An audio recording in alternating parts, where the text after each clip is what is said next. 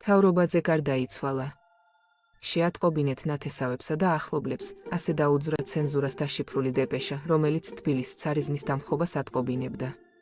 დეპეშა გოგიტა ფაღავას მიერ იყო გამოგზავნილი, რომელიც თებერვლის რევოლუციის დასრულებიდან მალევე სამშობლოში დაბრუნდა და დასავლეთ საქართველოში სახალხო გვარდიის სისტემის ფორმირებაში ჩაერთო.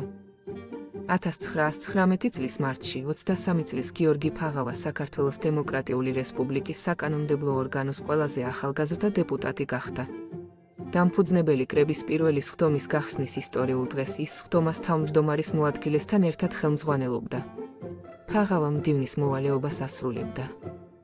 1921 წელს საბჭოთა რუსეთის მიერ საქართველოს დემოკრატიულ რესპუბლიკაზე თავდასხმისას გოგიტა ფაღავა დამფუძნებელი კრების სხვა არაერთი დეპუტატის მსგავსად ფრონტის ხაზზე იბრძოდა საოკუპაციო ძალების წინააღმდეგ.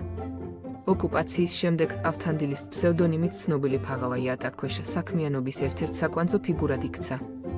მოგვიანებით კი საქართველოში წინააღმდეგობის მოძრაობის მთავარი ორგანიზატორი გახდა. საოკუპაციო რეჟიმმა ფაღავა ორჯერ დააპატიმრა.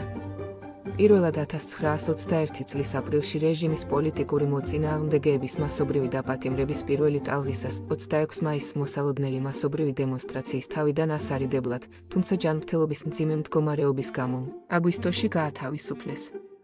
მეორედ და უკანასკნელად კი 1924 წლის თებერვალში აზერბაიჯანის წინააღმდეგობის მოძრაობის ლიდერებთან შეხვედრისას დააპატიმრა ჩეკამ. ამის შემდეგ გოგიტა ფაღავა რუსეთში გადაგზავნეს, რითაც სრულად ჩამოაშორეს ანტისაბჭოთა ეროვნული აჯანყების ორგანიზებას.